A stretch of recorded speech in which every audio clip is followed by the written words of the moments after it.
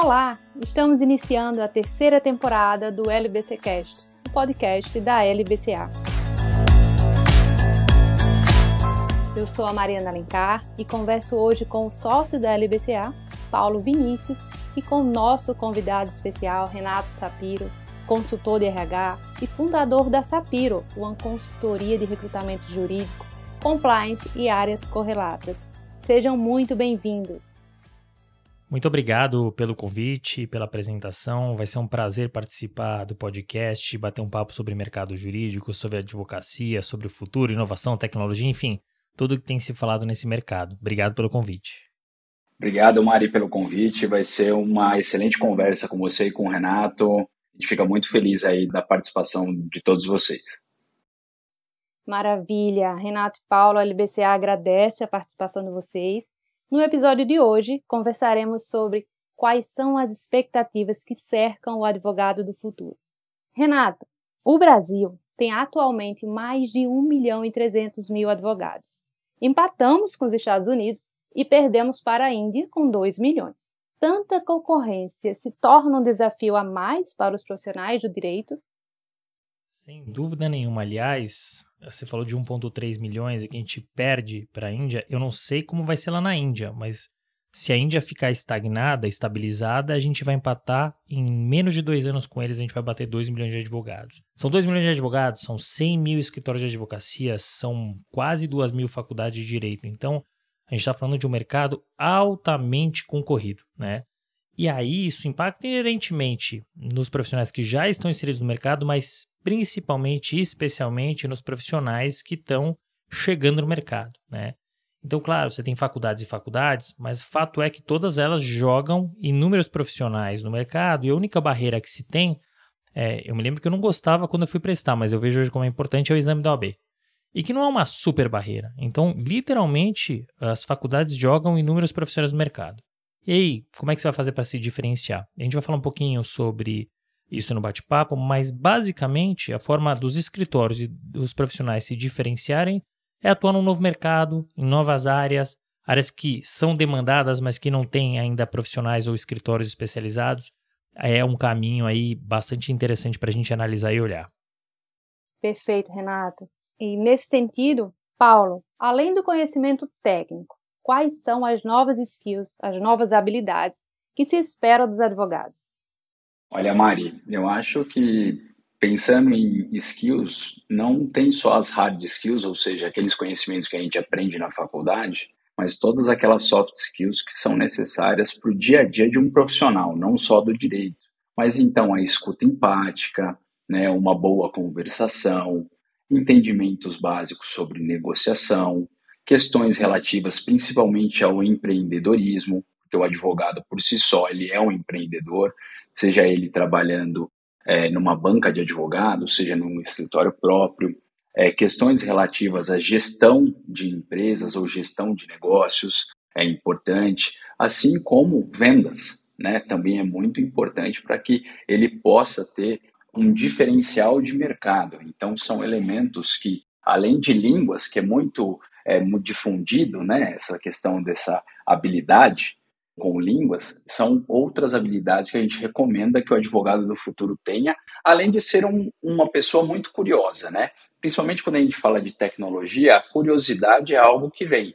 Então, se você tiver curiosidade para aprender novas ciências ou ter acesso a novas informações, sempre será um diferencial, sempre será bem-vindo ao mercado, e tendo em vista que o mundo, né, se renova constantemente. A gente tem visto aí novas tecnologias aparecerem o tempo todo e a gente sabe que o direito sempre está atrás, né, do que vem de novo na sociedade. Então, esse advogado curioso, esse advogado que busca coisas novas, ele vai ter sempre um diferencial. Maravilha, Paulo. Renato, falando nesse cenário, volume, número de faculdades de direito, a qualificação do curso jurídico de graduação continua sendo um diferencial em um país com mais de 1.800 faculdades de direito? Mari, se você quiser resposta simples, é sim, porque de fato as faculdades ainda são um diferencial. Ainda que todas tenham uma metodologia muito parecida, tá? Que sejam muito parecidas desde o começo, aquela aula expositiva, muito voltado para a parte de processo, mas sim, ainda você tem algumas chancelas, você tem algumas faculdades de renome e isso faz diferença. Mas o mercado ele vem em transição. Então, o Paulo colocou muito bem a importância das soft skills, que são as características comportamentais, e eu gosto muito de utilizar o termo human skills, né, porque é muito pautado no humano. Essas características elas vêm sendo cada vez mais usadas tanto por escritórios quanto por empresas. Mas não dá para a gente tirar da equação a questão da faculdade. E eu acho que é muito importante que os profissionais eles se preocupem, joguem nessa equação a busca, como eu bem coloquei, por uma área, já é uma área que demanda, ou uma área que irá demandar, mas que não tem profissionais formados ou profissionais qualificados cuidando. Perfeito, Renato. E nesse cenário, Renato e Paulo, na opinião de vocês, a educação corporativa pode auxiliar a suprir falhas na formação dos advogados? Eu entendo que sim, Mari. Eu acho que a educação corporativa, ela te dá, sim, essas informações, ela pode te dar também um termômetro do que o mercado quer em termos de human skills, porque a depender do mercado que você está inserido, uma ou outra competência será mais exigida.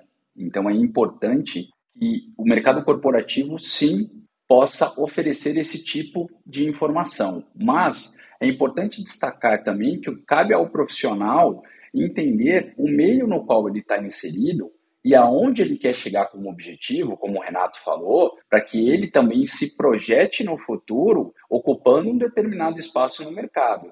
E aí ele precisa ter uma certa metodologia para que ele possa prosseguir diante de uma trilha de aprendizagem. Então, eu não gosto de colocar responsabilidade só no corporativo, mas também coloco no profissional. Isso também é importante para que ele tenha essa condição de ter o poder de decisão sobre a sua trilha. Muitas vezes, e a gente não pode esquecer, os escritórios e as empresas, elas vão apresentar uma trilha corporativa que faz sentido para a companhia. Caberá ao profissional a escolher e fazer a adequação entre aquilo que é lhe apresentado e aquilo que ele deseja como uma trilha profissional para se colocar no futuro em uma determinada posição.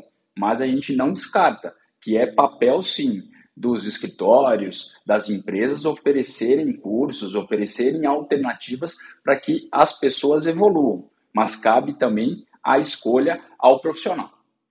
Maria, acho que como o Paulo bem colocou, é uma via de mão dupla. Existe a responsabilidade do escritório, empresa, mas existe a responsabilidade do profissional também. A gente precisa entender que a gente escolheu uma profissão, que é a advocacia, que independentemente de onde você atua, se num escritório, numa empresa ou mesmo no órgão público, tem que estudar para sempre. E eu não estou falando só de atualização de legislação. Tem que estudar sempre. Foi essa a escolha que a gente fez. Então, eu não diria nem só de educação corporativa, eu falaria aqui de educação. Isso a gente vai levar para o resto da vida. Então, tem a educação corporativa, que eu acho que é muito importante, né? Mas como o Paulo bem colocou, é o direcionamento que o escritório ou que a empresa darão.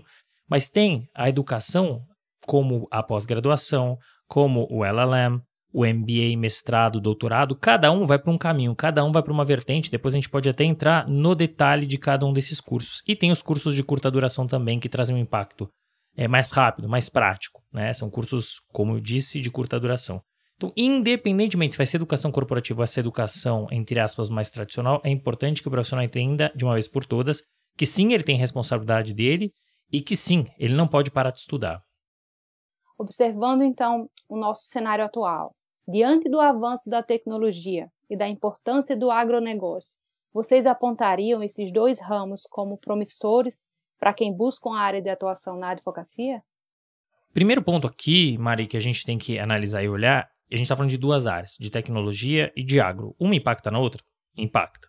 Mas eu vou tentar separar aqui. Primeiro, tecnologia e inovação, que não são a mesma coisa, mas que a gente tem uma barreira no mercado jurídico. Existe um preconceito em relação a isso, de que tanto tecnologia quanto inovação vão tirar o espaço dos advogados, e não. A gente tem que parar com essa briga, porque é uma briga perdida, é bater na parede e cair, e a gente tem que entender de uma vez por todas que tecnologia e inovação são colaborativas, elas vieram para ficar e para ajudar o mercado, para que o advogado e a advogada possam cuidar do que é estratégico, do que é importante resolver o problema do cliente.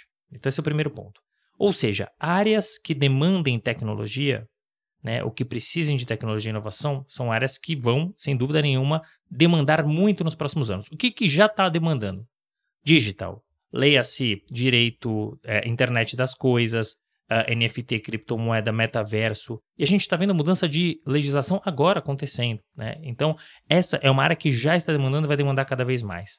O agronegócio também vai demandar muito, mas eu acho que ele vai flutuar para mais ou para menos a depender do governo que ganhar as eleições. Se fica o que está ou se vai mudar o governo. Agora, eu diria que a área de infraestrutura vai demandar muito, especialmente energia, porque a gente também vai ter uma mudança de legislação, a gente vai ter o novo mercado, o Open Energy, que o pessoal fala. A área securitária também vai mudar muito, é um mercado super tradicional e que também deve, no próximo ano, ter mudança de regulamentação. Então, a gente fala aí do Open Insurance e deve se aproximar muito mais dos mercados europeu e americano. E a gente tem outras duas áreas que devem demandar bastante também. Uma é que mistura tudo isso, que é o ESG, né? Que as letrinhas são ambiental, responsabilidade social e governança, porque as empresas elas precisam ter, quem cuida disso são os advogados. E, por fim, a parte de legal operations, que é muito comum nas empresas e que passam a ser demandados dentro dos escritórios de advocacia. Então, eu respondi um pouquinho de forma mais ampla para entender como tecnologia e agronegócio entram, mas outras áreas também. Maravilha, Renato. Paulo, o advogado 4.0, além de dominar a tecnologia, terá de cultivar obrigatoriamente seu networking? Olha, Mari, eu acho que esse é um dever não só do advogado 4.0. Se uma coisa que o advogado tem que fazer é networking, né? Ele depende disso para ter os seus clientes. Então, o networking, independentemente da plataforma, seja ela virtual, seja o metaverso, ou seja o real comum, ela tem que ser cultivada. O networking é fundamental para que você seja reconhecido no mercado, para que você tenha suas produções acadêmicas e profissionais também reconhecidos. Então, essa é uma das human skills que o Renato coloca e são essenciais para o advogado, né? A advocacia é uma carreira social por si só. Então, não ter contato com pessoas, não fazer networking, não conhecer pessoas novas, não ter novos conhecimentos, não buscar novas áreas do direito, é algo que é contraproducente para o profissional do direito. Então, se faz fundamental a pessoa não só participar ativamente de redes sociais, mas de tudo aquilo que o mundo virtual também nos proporciona em termos de conhecimento. Então, seja palestras, simpósios, questões relativas à academia ou mesmo a jornadas de conhecimento que você possa fazer dentro e fora do país. Tudo isso é importante para que você amplie o seu networking, porque o conhecimento no direito não está mais subscrito só ao Brasil, mas está, muitas das vezes, ele vem importado de outras legislações e é trazida para o Brasil como uma novidade. Então, quanto mais contato você tem a essas novas discussões, você ganha em conhecimento e você certamente ganhará em networking. Perfeito, Paulo. Renato, observando agora o nosso cenário atual de trabalho híbrido, home office, presencial, como será o mercado de trabalho para os advogados do futuro? Continuará a ser híbrido? Essa é uma ótima pergunta. Se você me fizesse essa pergunta em 2018, 2019, a resposta era batida presencial. Um mercado tão tradicional, imagina, né? Passar um dia fora era batata, né? Tá na praia, tá se divertindo, não tá trabalhando. Aí a gente percebeu que não, que sim, que é possível trabalhar no modelo home office, no modelo híbrido. Eu acho que você tem perdas e ganhos, né, dentro desses modelos, no presencial, no híbrido e no home office. O que eu acho que vai ser a tendência, na maioria, é o híbrido, porque funciona muito bem, né?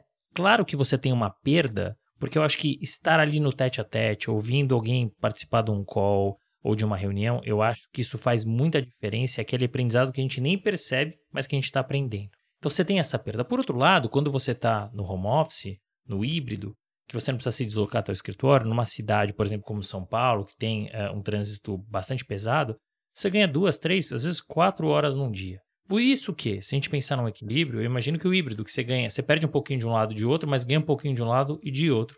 Quando você pensa no presencial ou no home office, são dois extremos, né? Então, você tem perdas muito grandes e ganhos muito grandes. Eu acho que não é tão equilibrado. E observando os escritórios de advocacia, eu acredito que, em sua maioria, o modelo que já é adotado e que continuará é o híbrido. Na opinião de vocês, os recursos da inteligência artificial vão ajudar os advogados a ganhar ações, assim como vem ajudando os médicos a fecharem diagnósticos? Olha, Mari, Nós entendemos que não só os recursos de inteligência artificial, mas como todo recurso de automação, quando bem utilizado, será de muita valia para o advogado. Como o Renato bem disse, não serão esses recursos que tirarão o emprego do advogado do futuro, né? Eles serão aplicados exatamente para ações repetitivas ou para auxiliar o advogado na tomada de decisões. Então, nesse sentido, serão utilizados como uma excelente ferramenta, assim como os médicos assim o fazem. Nessa parte, nós entendemos que a inteligência artificial nada mais fará do que apresentar um novo rol de ferramentas e de possibilidade de decisões com uma maior acuracidade para o advogado, para ele dizer para o seu cliente se aquela ação tem uma chance maior ou menor de perda ou de vitória, ou qual é a prova que será melhor utilizada para aquele determinado juiz. Mas em nada disso vai tirar a técnica do advogado para apresentar por meio de uma petição, o despacho junto ao juiz, uma sustentação oral, que é o trabalho que um advogado faz, ou vai evitar que uma reunião de fechamento de negócios ou a elaboração de um contrato seja feita por uma pessoa, que é quem vai definir o modelo de negócios ali. Então, nós vemos que, nesse sentido, a inteligência artificial será uma excelente ferramenta, mas ela precisa ser muito bem estudada. E não vai ser só na área do direito, né? A gente utiliza aqui analistas de dados dentro do nosso escritório para que nos auxiliem a tomar essa decisão com base em ciência, não com base em achismos. Eu acho que é isso que o advogado do futuro tem que estar preparado. Muitas das vezes a ferramenta que vai estar à disposição não vai estar diante da nossa cultura, daquilo que a gente aprendeu na nossa faculdade. A gente vai precisar de ajuda de profissionais de outras áreas para que nos auxiliem a tomar uma melhor decisão dentro de uma área que a gente é especialista. E aí, com essa junção de trabalhos, com essa sinergia, aí sim a gente vai conseguir apresentar um trabalho de maior concretude para os nossos clientes. E Mari, tudo que o Paulo trouxe é muito importante. Acho que primeiro de tudo, existem estudos que dizem que em 15, 20 anos não vai ter mais on e off. É tudo on. De novo, adianta a gente brigar com tecnologia, com inteligência artificial? Não. Ela veio para ajudar e para ficar. Só que, para que a gente tenha literalmente a inteligência artificial, é como o Paulo colocou, a gente tem que ajudar a máquina, a gente tem que dar as informações para ela para que depois ela consiga pensar sozinha. Então, a máquina precisa da gente, né? E ela vai nos ajudar. Quando o Paulo fala sobre a parte de Big Data, não existe hoje empresa que tome decisão sem se pautar em dados. Não existe mais isso, né? Então a gente está num caminho sem volta e ainda bem, né? Ou seja, a inteligência artificial ela veio para ficar e ela veio para ajudar. Só que a gente também precisa ajudá-la. Com certeza, Renato. E na visão de vocês, o mercado jurídico tende a se globalizar, ampliando o raio de ação do direito internacional privado e público? Ele já é globalizado. E com a pandemia, acabou, não tem mais barreira. Por quê? Porque antigamente, antes da pandemia, é claro que a pandemia ela foi muito negativa, especialmente no sentido do número de pessoas que veio a falecer. Por outro lado, ela acelerou e muito as tecnologias, enfim, inovações. Então foi um impacto neste sentido positivo para o mercado. Mas a gente precisa entender uma coisa. Antes da pandemia, muitas barreiras eram criadas. Então, eu tenho um escritório em São Paulo. Imagina, eu não posso atender Dubai, não posso atender Amsterdã. Hoje você não precisa nem ter um escritório físico, né? E você pode atender em qualquer lugar do mundo. As tecnologias, elas propiciam isso. Então, a gente já vive num mercado globalizado. Quer ver uma coisa? Olha como está tudo interconectado. Wuhan, pandemia, China, 2019, novembro de 19, 15, 20 mil quilômetros daqui. Olha o impacto que a pandemia causou. Vamos trazer alguma coisa mais para perto. Guerra, Ucrânia e Rússia, 10, 12, 15 mil quilômetros daqui. Não vai impactar? Não vai? Claro que vai. Impacta em tudo, na economia, na política, no nosso mercado. Então, o mundo não só está globalizado, o que permite que todo tipo de profissional de escritório atenda em qualquer lugar do mundo, como também as coisas que acontecem ao redor do mundo impactam diretamente e inerentemente na nossa vida pessoal e profissional. E aí, em complemento aqui ao Renato, o que o profissional do futuro precisa ter é essa visão de mundo globalizada, onde ele possa entender quais são as oportunidades que esse mundo conectado possui para que você possa fazer esse tipo de atuação. Às vezes você vai ter um cliente que ele não vai precisar de um serviço em São Paulo ou no Brasil, mas você é capaz de se conectar com um advogado de outro país e oferecer um serviço em conjunto. Então, se você tiver essa visão de negócios, você vai ser um advogado conectado que não estará limitado ao seu território ou à sua OAB, vamos assim dizer, que é uma visão clássica do direito.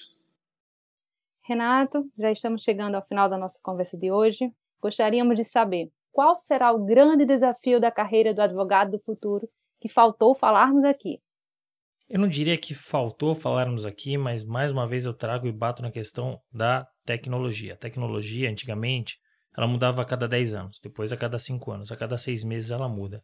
E o advogado precisa entender isso. Ele precisa estar antenado, ele precisa acompanhar e puxar a tecnologia aqui para o lado, entender que ela é companheira, né? Que ela veio para ajudar e para colaborar. O advogado que entender isso, ele vai se dar muito bem. O advogado ou advogada que quiser lutar contra isso, ele está fadado ao insucesso. É risco a dizer. Então, eu diria que para fechar aqui o episódio, esteja aberto às novas tecnologias. E mais do que aberto, atento e antenado. Eu acho que do meu lado aqui, complementando ao Renato, eu acho que é ter essa ambidestralidade. É ser técnico como advogado, mas estar antenado no que está acontecendo no mundo. É verificar como o mundo se comporta e buscar se conectar a ele, entender esse mundo sem ter que rechaçar essas tecnologias que o Renato falou. Quanto mais você entender o mundo, mais conectado a ele você vai estar, e como um ativista social, que é o advogado do futuro, você vai estar conectado a esse mundo. Então, quanto mais essa visão global que você tiver, não só dentro da sua área de especialidade, mais fácil vai ser a sua, vamos dizer assim, sobrevivência no futuro aí dentro do direito. Bom, Paulo, Renato, muito obrigada pela participação de vocês, a LBC agradece. E esse foi o episódio de hoje do LBC Cast, com Paulo Vinícius e Renato Sapiro falando sobre advogado do futuro. Até a próxima terça-feira.